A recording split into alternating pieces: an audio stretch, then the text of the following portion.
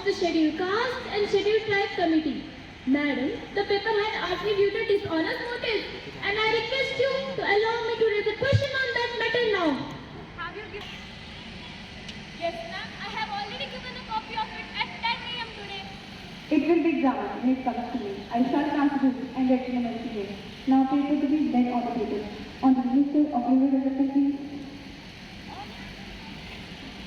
Honorable Speaker, Madam, I beg to lay on the table a copy of the following paper under the subsection of Section 619 of the Manrega Act 2005, given by the government on the implementation of Mahatma Gandhi National Rural Employment Guarantee Scheme, given by the government on the implementation of the Manrega for the year 2021-22, along with the report on number of complaints received regarding its implementation process.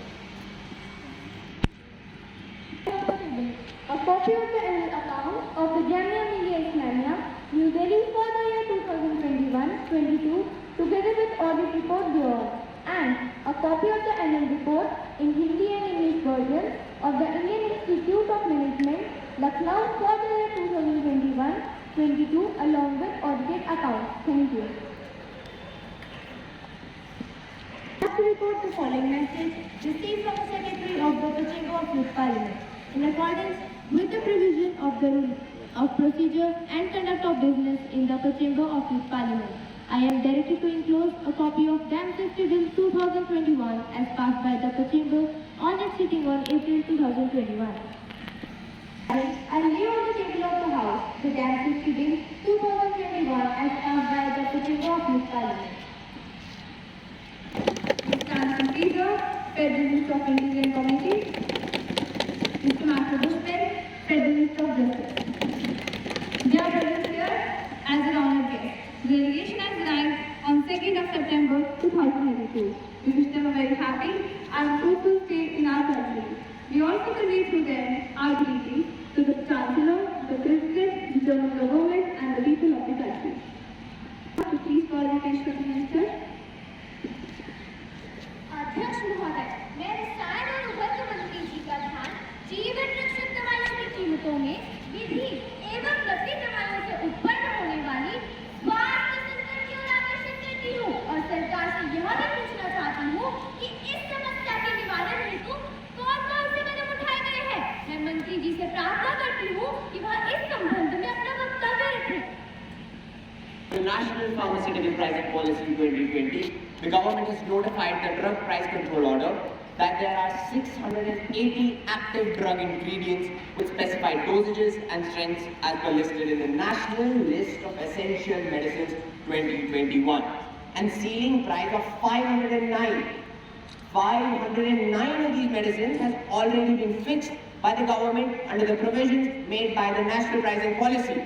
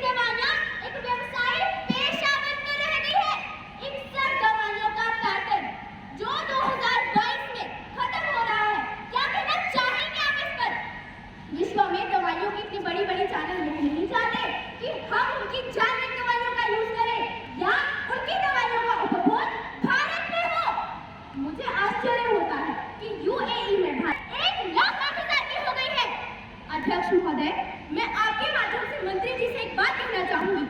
हमारे यहाँ गरीब 3-4 दवाइयों से मरता है। महंगी दवाइयों से लोअर क्लास और मिडिल क्लास को ही नुकसान है। अमीर लोगों को तो इससे फर्क तक नहीं पड़ता, क्योंकि जेनरिक दवाई तो छोड़ो, बहुत विदेश में जाके अपना इलाज कराते हैं। और आजकल हम में से भी कई ऐसे लोग हैं जो विदेश में चले जाते हैं। यदि दवाइयों की बात छोड़ दे तो कई और ऐसे कारण हैं जिससे गरीब मरता है। एक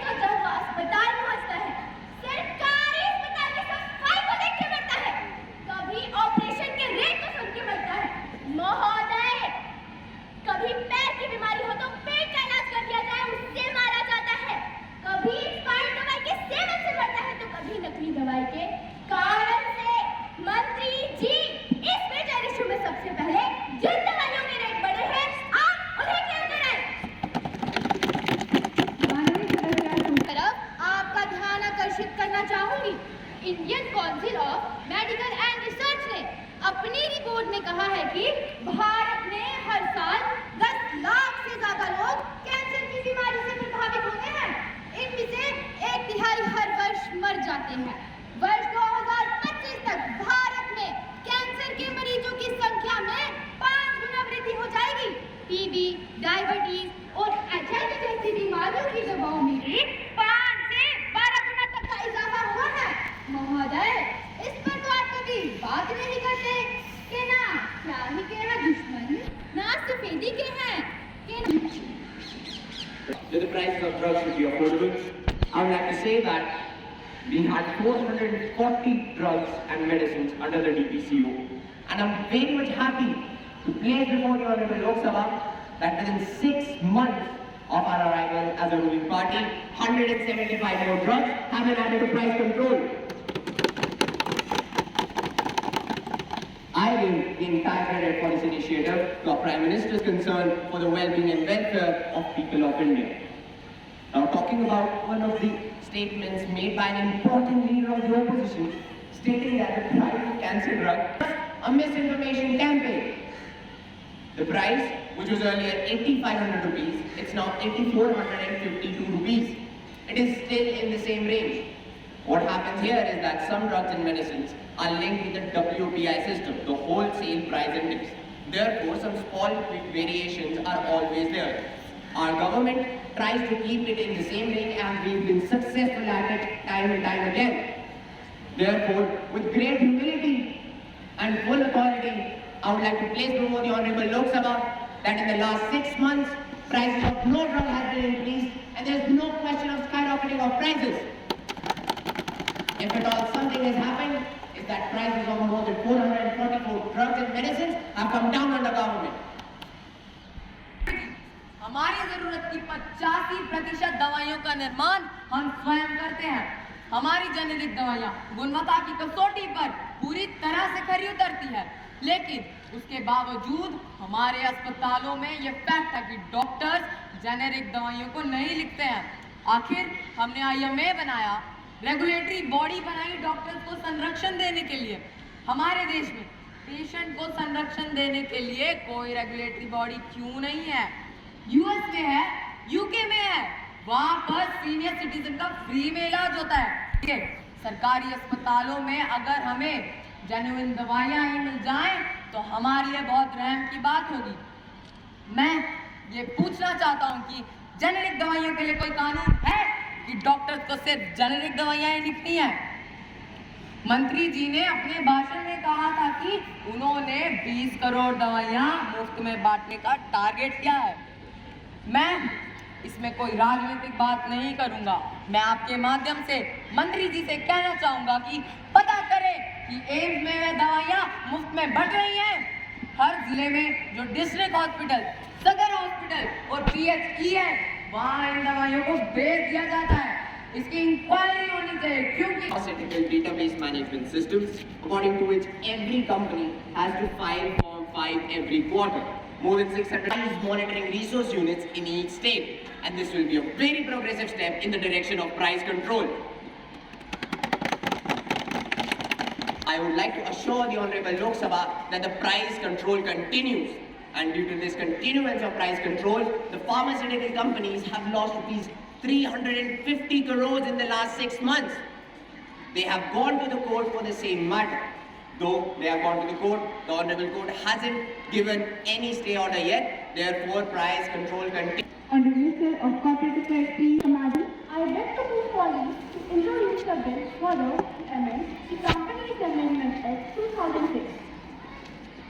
Now, question is, I say, the ayes have it, the ayes have it, the ayes have it. Leave is done.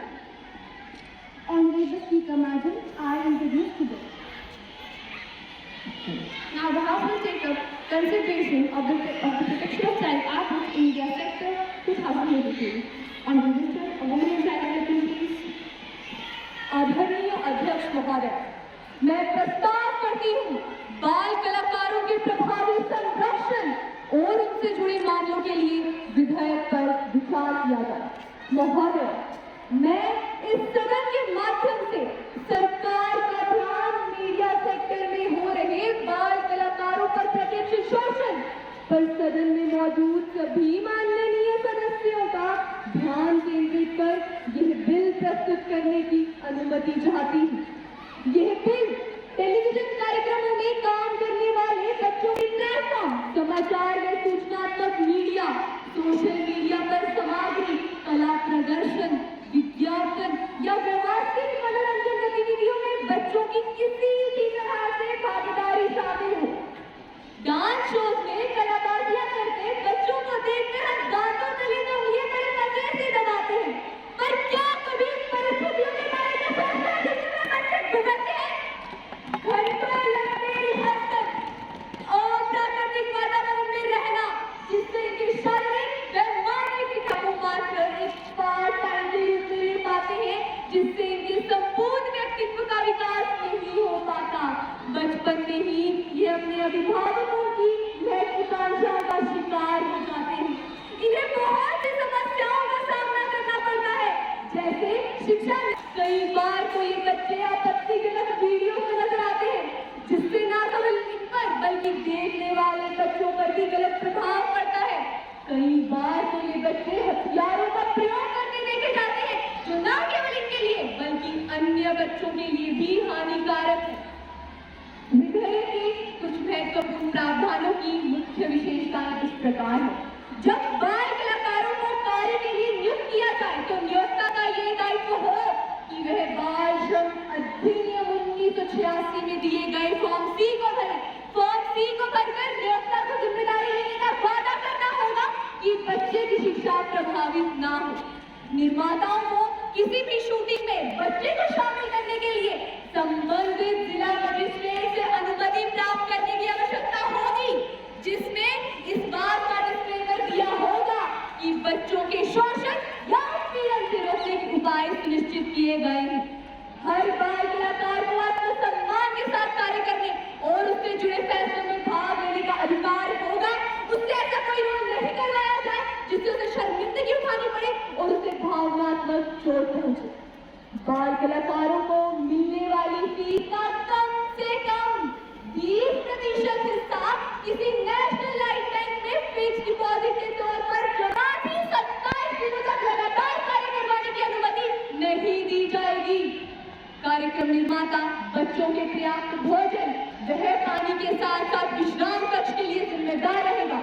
अगर बच्चा 6 वर्ष की आयु से कम का है तो प्रत्येक समय उसके साथ माता पिता में से कोई एक व्यक्ति या फिर लीगल गार्डियन मौजूद रहेगा।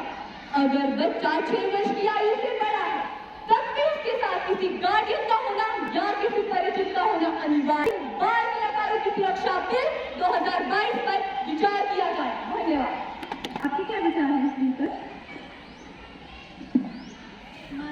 अपने बच्चों के कार्य करने को एक समस्या के रूप में उजागर किया, परंतु महोदय ये कहाँ तक उचित है कि यदि कोई बालक बचपन से ही अपने उद्देश्य पूर्ति में लगा हुआ हो तो इसे गलत क्यों कहा जाए? क्या ये भी शोषण है? आखिर एक बच्चे के पढ़ने लिखने का उद्देश्य भी तो यही है कि वह आगे जाके समाज के लिए उपयोगी व जागरूक नागरिक बने। अगर एक इंजीनियर या डॉक्टर बनने के लिए एक बच्चा स्कूल या ट्यूशन जाता है तब तो हम उसे शोषण नहीं मानते, फिर इसे क्यों? मंत्री जी आप ही बताइए, क्या जहाँ बाल कलाकारों की जरूरत होगी वहाँ पुतले खड़े करें? मैं अपना विश्वास व्यक्त करती हूँ। किसी शायर ने ठीक ही कहा है, ये दौलत भी ले लो, ये शोहरत भी ले लो, भले छीन लो मुझसे मेरी जवानी, मगर लौटा दो मुझे मेरा वो बचपन, वो कागज की कश्ती, वो बारिश का पानी। मेरा यह मानना है चकाचौंध भरी इस दुनिया में लिपे पुते उन चेहरों से बच्चों की मुस्कानें छिन जाती हैं और खेलने कूदने की उम्र में वह लाइट, कैमरा, एक्शन जैसे शब्दों का पूर्ण रूप से मानसिक व शारीरिक विकास नहीं हो पाता। वह माँ कुछ पुतले बनकर रह जाते हैं। और सबसे बड़ी यह बात है, ये हाल हर बच्चों को होता है जो संपन्न परिवारों से आते हैं, जहाँ उनके अभिभावक उनके लालन पालन शिक्षा के बोझ उठाने में समर्थ होते हैं, पर मात्र अपनी अभिलाषाएं और आकांक्षाओं को पूर्ण करने के लिए वह अपने बच्चों को इस दलदल में धकेल देते हैं। ये शोषण समाज में हो रहे अन्य शोषण। कितनी मुस्कानें छिप गई चकाचौंध भरी इस दुनिया में, जाने कितनी किलकारियां बैठ गई चुप हो कोने में। सच्चे भाव तो छिप ही गए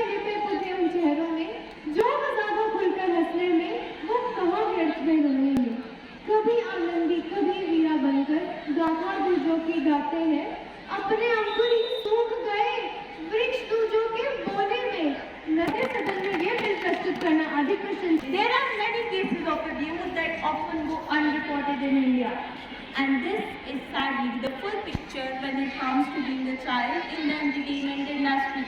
I support all the arguments made in favor of this bill. I conclude by stating that I support the bill. Thank you.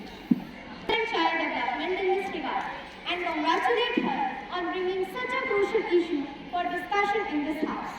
It is very painful that many childhood are lost in the glitters of science business. It is a disguise that on one side we are talking about reducing even the burden of school bags, and on the other side we are loaded with burden of earning stardom. But I am not in favor of restricting children to work in entertainment sector. Madam, I strongly believe that there should be some relations in the clauses so that the upcoming talents may not be discouraged. Putting a complete ban on anything is never a solution. It should be regulated in a proper manner. I believe giving right opportunity on right time creates history. Who knows tomorrow? We may see many Indian talents winning Oscars. No doubt every issue has two aspects. But when it considered to the upcoming generations of, I believe this bill will definitely release measures will certainly appease the children who have become victims of the glittering industry. Coming back to the bill, I would like to change on this bill. And I am sure that everybody in this house, to whichever party he or she belongs to, is bound to support it with full conviction. I request the House to pass the bill. Those who are against will say no. I think the ayes have it, the ayes have it, and the ayes have it. The motion is adopted. Now the House will take up consideration. Now the House will take up clause by clause consideration. Clause 210 stand for the bill. Those who are in favor will say aye. Aye. Those who are against will say no. I think the ayes have it, the ayes have it, the ayes have it. Clause 210 stand for the bill. Now the question is that the clause 1, the enacting formula and the title stand for the bill. Those who are in favor will say aye. Aye. Those who are against will say no. I think the ayes have it, the ayes have it, the ayes have it. I move the bill be passed. Now the question is that those who are against will say no. I think the ayes have it, the ayes have it, the